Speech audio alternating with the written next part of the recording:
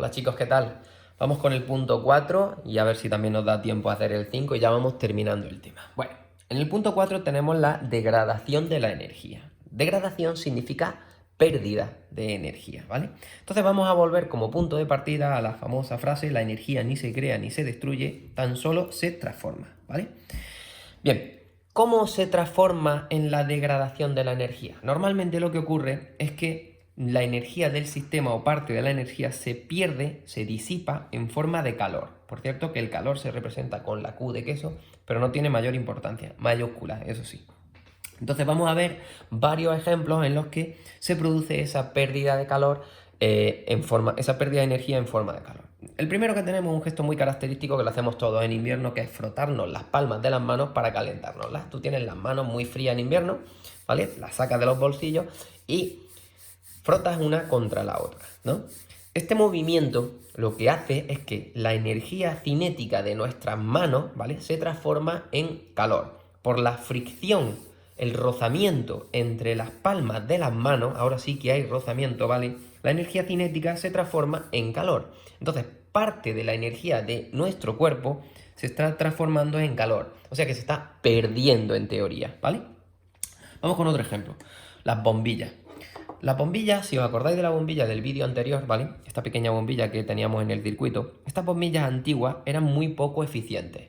La mayor parte de la energía que tomaban del circuito, sí, alumbraban, pero se perdía en forma de calor. A los pocos segundos de tener un circuito con una bombilla de esta parte del bulbo, esto se llama bulbo, estaba muy caliente, ¿vale? Desprendía gran cantidad de calor. Hoy en día, la mayoría tenemos bombillas de este tipo, bombillas LED, ¿vale? Estas bombillas son muchísimo más eficientes. La potencia que consume es mucho menor, tan solo 4 vatios, no sé si llegáis a verlo, ¿vale? Está ahí. Mientras que cualquier bombilla antigua era de 50 o de 100 vatios fácilmente. Quiere decir que consumían gran cantidad de energía. Son más caras, pero a la larga, como consumen menos energía, son más eficientes, entonces son más rentables, ¿de acuerdo? Bien, seguimos. Otro ejemplo son los ordenadores o los teléfonos móviles. En cualquier aparato electrónico o eléctrico, ¿vale? Al conectarlo a la corriente o estás trabajando con él, parte de la energía que está consumiendo de su batería o de la red eléctrica se pierde en forma de calor. Esto lo habéis comprobado todos cuando en verano os ponéis en la piscina a enredar en vuestras redes sociales o a mirar fotos o a lo que sea, ¿vale? Como esta parte de aquí, ¿vale?, por abajo y por detrás, donde está la batería del teléfono, se calienta muchísimo. ¿Por qué se calienta muchísimo? Aparte de porque la temperatura en verano es más elevada, porque parte de la energía que está consumiendo de la batería se está perdiendo, se está transformando en calor. Y al transformarse en calor, se pierde. Es decir, es una degradación de la energía. Y por último, vamos con el ejemplo que os he puesto en los apuntes. ¿Qué pasa cuando un coche frena bruscamente? Bueno, volvemos al coche de antes. Imaginaos que este coche va circulando por la carretera y un poquito más adelante, ¿vale?, ha habido un accidente. Este coche, que ha entrado a demasiada velocidad por una curva, ha volcado y se ha quedado en medio de la carretera. Entonces, claro, cuando este coche, el coche que va circulando por la carretera, vea que hay un obstáculo, pues tendrá que frenar bruscamente. Además, si iba despistado, frenará bruscamente para no chocar contra el coche que haya accidentado en la carretera. Claro, en ese proceso es el característico este que se frena bruscamente, muy de golpe, y se dejan los neumáticos marcados en la carretera. Ahí se produce una gran degradación de la energía. ¿Por qué? Porque la energía cinética que lleva el coche, que va a una velocidad determinada, ¿vale?, rápidamente desaparece. Y desaparece en forma de calor. El calor que adquieren, la temperatura que adquieren los neumáticos, ¿vale?, aumenta muchísimo por la fricción, por el rozamiento. Y luego aparte, las pastillas de freno de los discos de freno del coche también aumentan muchísimo su temperatura. ¿Por qué? Porque tienen que detener en muy poco espacio el vehículo, ¿vale? Entonces eso es un ejemplo muy característico de degradación de la energía. La energía cinética del coche que va circulando se transforma en calor, ¿vale?, y se pierde, ¿de acuerdo? Pero a veces estos intercambios que ocurren entre energías no son perjudiciales, sino beneficiosos. Y así, aprovechando que tenemos aquí la frase de que la energía ni se crea ni se destruye, se transforma, vamos a empezar con el punto 5, que ya terminamos el tema, que son las fuentes de energía.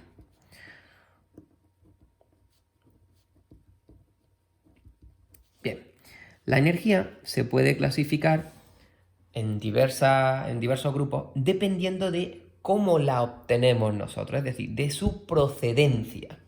Y así tenemos, esto tiene que sonar, lo habéis visto en sociales y lo habéis visto en naturales, en infinidad de cursos, por todos los que habéis ido pasando, lo de las energías renovables y no renovables. Si os parece, vamos a empezar por las no renovables.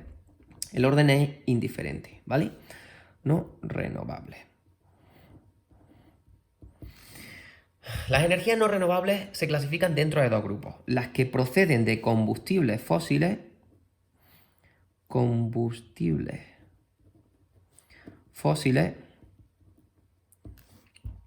y las que vienen de otros combustibles que no son fósiles, como por ejemplo la energía nuclear, que ya hablamos antes de esta. La energía nuclear. ¿Cuáles son los combustibles fósiles de los que nosotros obtenemos energía? Pues el petróleo, ¿no? Es uno de los más utilizados. El gas natural. Lo que utilizamos aquí en Talavera para calentarnos es gas natural. Y luego aparte tenemos el carbón. Ya menos, pero el carbón se utiliza o se extraía de minas para también combustionarlo, quemarlo y obtener energía, ¿vale? Pongo aquí petróleo, pero en petróleo me refiero a gasoil, gasolina y todo este tipo de combustibles, ¿de acuerdo?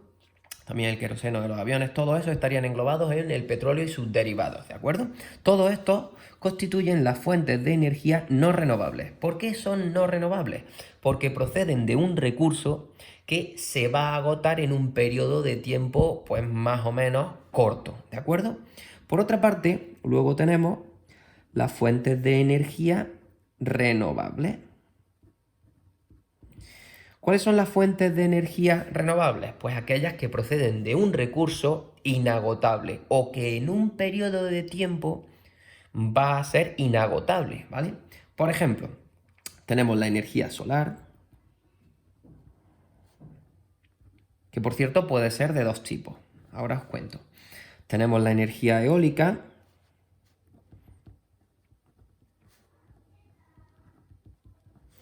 tenemos la energía hidráulica,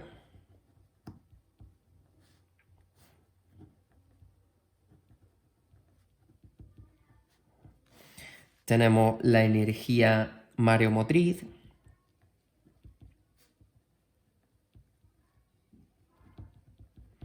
y por último tenemos la energía de la biomasa. Cada una de estas energías aprovecha distintos recursos que nos ofrece la naturaleza para obtener energía, para transformar materia o algo en energía. En la energía solar tenemos de dos tipos. Por un lado tenemos la energía solar fotovoltaica y por otro lado tenemos la energía solar térmica. ¿Qué es la energía solar fotovoltaica? Pues es la que aprovecha en paneles solares, ¿vale?, los rayos del sol para producir electricidad, corriente eléctrica, ¿vale? Y luego tenemos la energía solar térmica, que es la que aprovecha los rayos, el calor de los rayos del sol, ¿vale?, para calentar un fluido, normalmente agua, que puede ser utilizada para varios usos. Uno es para calentar agua para luego una ducha o para el agua del grifo directamente caliente, o también se puede utilizar para producir energía, ¿vale?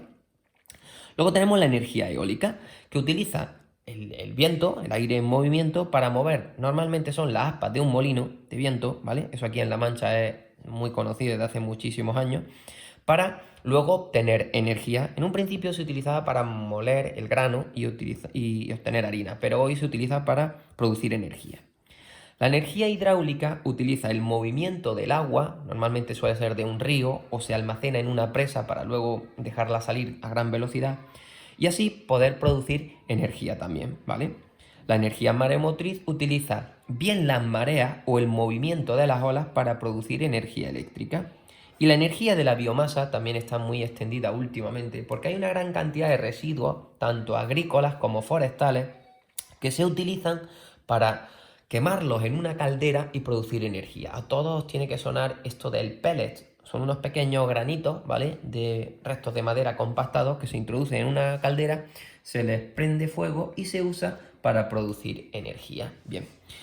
Todos estos recursos, todos estos que son renovables y no renovables, los tenéis en la última hoja de los apuntes, ¿vale?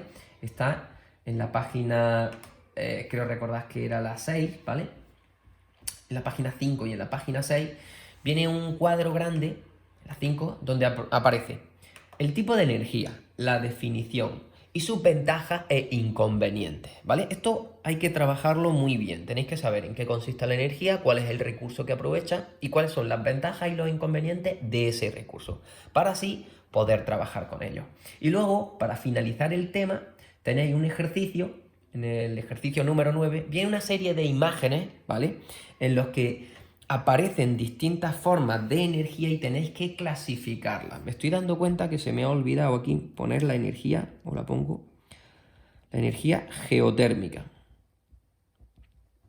Os la cuento muy rápidamente. La energía geotérmica aprovecha el calor del interior de la Tierra para producir energía. Básicamente lo que hacen es, ese calor que hay en el interior de la Tierra, ¿vale? Usarlo para calentar un fluido, que es agua, y luego se aprovecha para mover una turbina y producir energía eléctrica. El fundamento es siempre el mismo. De estas energías, excepto la fotovoltaica, todas lo que hacen es aprovechar el movimiento, aprovechan la energía cinética para mover una turbina. Una turbina son las aspas de un motor pequeño, ¿vale? Y así producir energía. Es un fenómeno muy famoso, muy conocido, ¿de acuerdo? Bueno, pues con esto damos por concluido el tema, ¿vale? Y cualquier duda que tengáis, me escribís por correo y os la soluciono, ¿vale? Venga, chao, muchas gracias, chao.